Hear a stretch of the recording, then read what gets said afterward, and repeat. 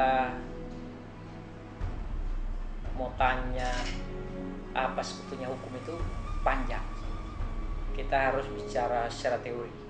Tapi secara umum bisa disederhanakan bahwa hukum itu adalah seperangkat aturan yang memiliki sanksi ketika ada yang melanggar aturan itu, dan sanksi itu diberikan oleh otoritas penguasa, dalam hal ini pemerintah.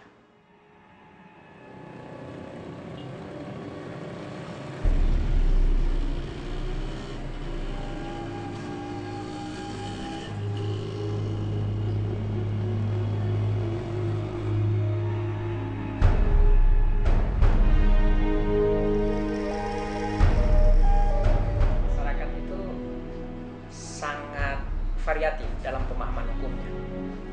Masyarakat sederhana, orang awam itu memandang hukum itu mungkin polisi, mungkin memandang hukum itu hakim, atau mungkin memandang hukum itu ketika dia ada masalah bercerai atau bagi waris, atau macam-macam fenomena yang dia hadapi.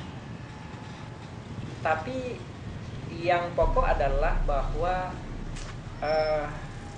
pemahaman atau persepsi masyarakat terhadap hukum sangat variatif, tergantung latar belakang dia, tergantung sumber daya manusianya si masyarakat itu, terutama tingkat pendidikan dia, latar belakang pendidikan itu yang utama.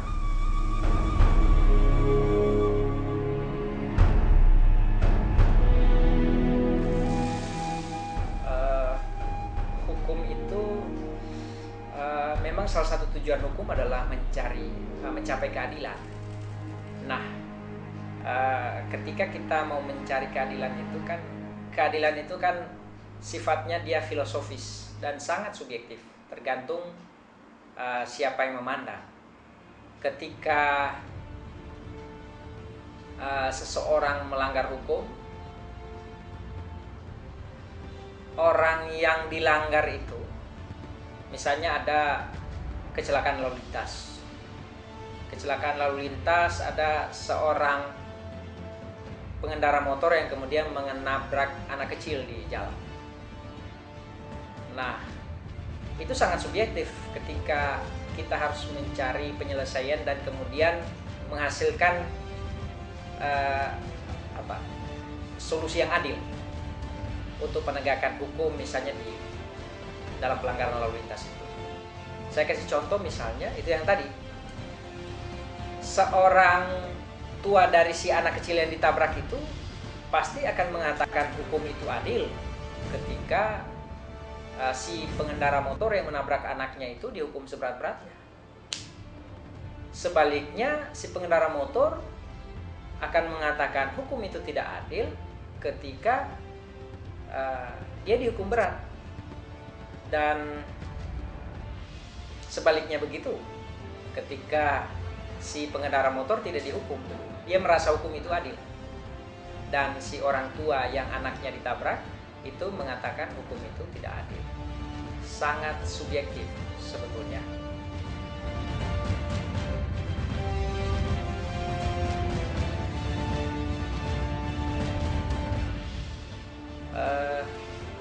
Pertanyaannya sangat baik dan memang tepat untuk kami jawab, karena memang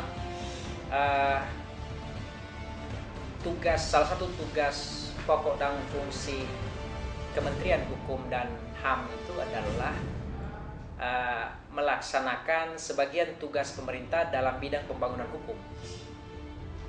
Nah, pembangunan hukum itu seperti apa? Pembangunan hukum itu seperti membangun sistem hukum. Membangun sistem hukum itu kan ada 3 unsur. Yang pertama masyarakatnya, masyarakat pengguna hukum. Yang kedua aparat hukum, penegak hukumnya, dan kemudian peraturan perundang-undangannya. Ini yang kita coba untuk bangun sehingga menghasilkan satu sistem hukum yang baik untuk kesejahteraan masyarakat.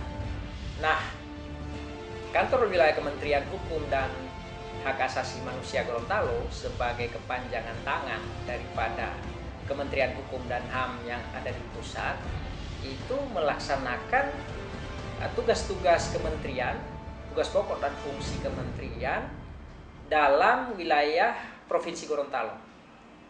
Yang kami laksanakan itu sudah banyak sejak Kantor Wilayah Kementerian Hukum dan HAM Gorontalo ini berdiri pada tahun 2002. Sejak tahun itu sudah sekitar 9 tahun kami telah cukup banyak melaksanakan kegiatan pembangunan hukum. Nah, salah satunya adalah kegiatan penyuluhan hukum. Nah, penyuluhan hukum itu kan ada dua model. Model yang pertama adalah penyuluhan hukum langsung, dan yang kedua adalah penyuluhan hukum tidak langsung. Yang langsung itu kita bertemu langsung dengan masyarakat yang kita suluh, dan yang tidak langsung adalah kita melalui perantara media, misalnya lewat media cetak, spot iklan di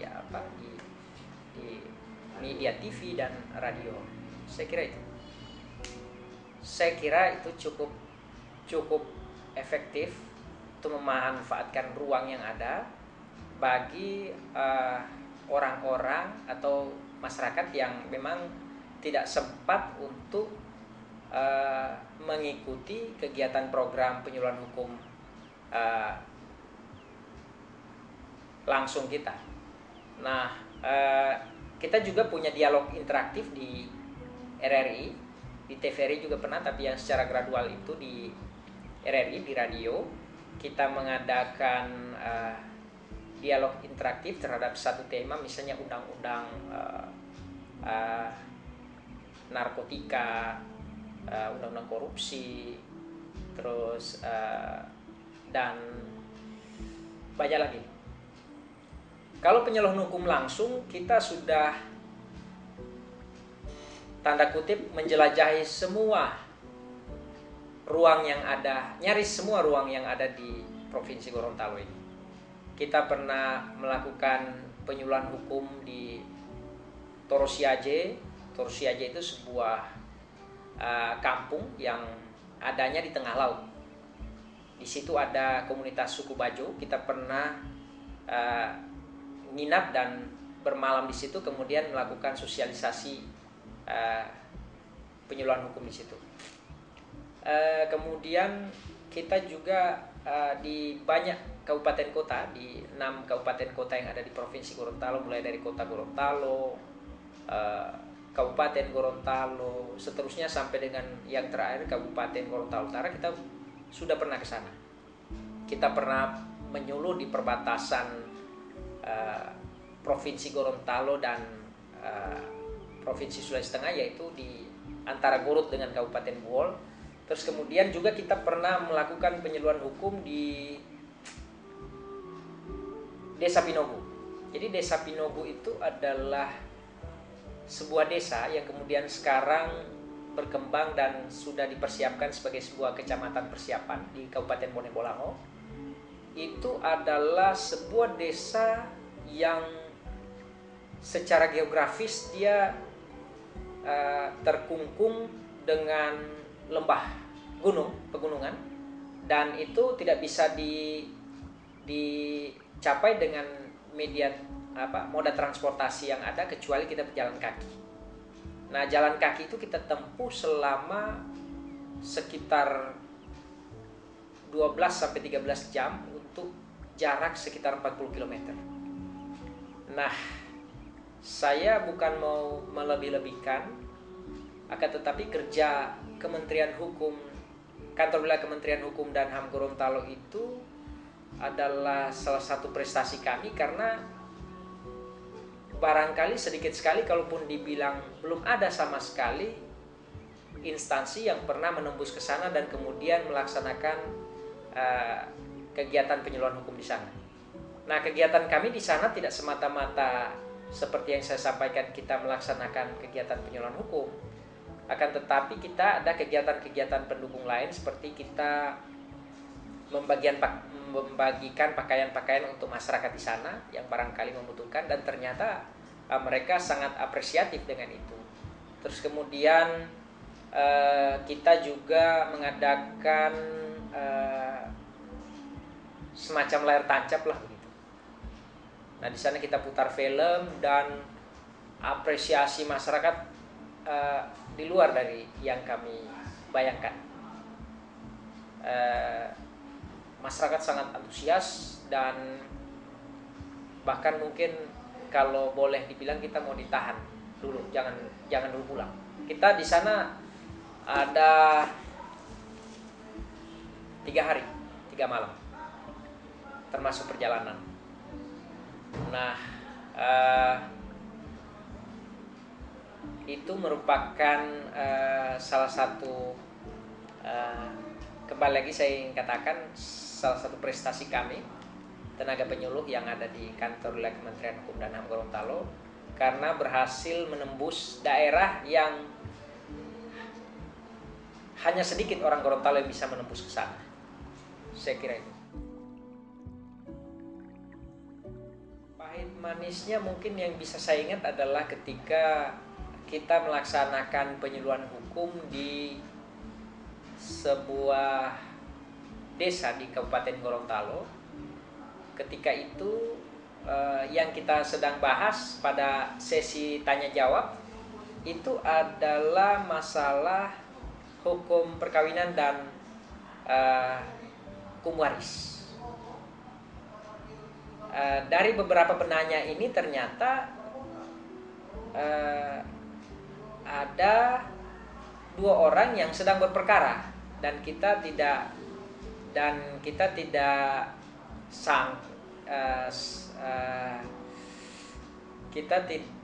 tidak sampai menyangka kalau akan ada semacam keributan kecil lah. Akan tetapi karena penjelasan kita itu lumayan lengkap dan kompleks, termasuk bagaimana kita memberikan solusi dan jalan keluar terhadap permasalahan, maka masalah itu bisa diselesaikan. Meskipun tugas kita sebagai penyuluh adalah tidak untuk menyelesaikan masalah, akan tetapi kita hanya sekedar sebatas memberikan jalan bagaimana sebetulnya hukum, bagaimana sebetulnya memecahkan masalah hukum, dan kemudian langkah-langkah apa yang kita harus lakukan ketika kita mendapat masalah.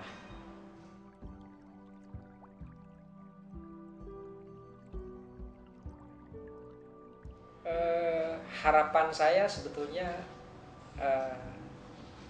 dengan adanya kegiatan penyuluhan hukum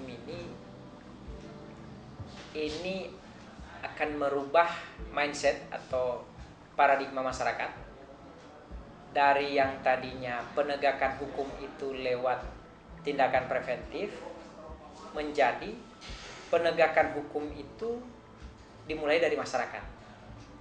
Nah, seperti apa penegakan hukum yang dimulai dari masyarakat? Tentunya tanpa menafikan penegak hukum seperti polisi, jaksa, hakim. Nah, penegakan hukum yang dilakukan oleh masyarakat itu adalah masyarakat menaati, menyadari, dan mengikuti norma-norma hukum yang sudah ada, hukum dan peraturan perundang-undangan, baik peraturan perundang-undangan yang di tingkat pusat maupun yang ada di daerah. Kalau ini sudah terjadi, maka saya kira pekerjaan penegakan hukum dalam artian pekerjaan penegak hukum seperti polisi, jaksa, hakim itu akan lebih ringan, karena penegakan hukum itu sudah dilaksanakan sendiri oleh masyarakat. Masyarakat sudah taat terhadap lalu lintas, masyarakat sudah taat terhadap hak asasi manusia, menghargai sesama. Itu adalah bagian dari penegakan hukum. Saya kira Kalau itu yang terjadi, eh, kita akan jadi bangsa yang besar. Karena eh, sebagai orang hukum, saya ingin mengatakan bahwa sebuah bangsa yang besar itu dimulai ketika dia menaati peraturan perundang-undangan yang ada.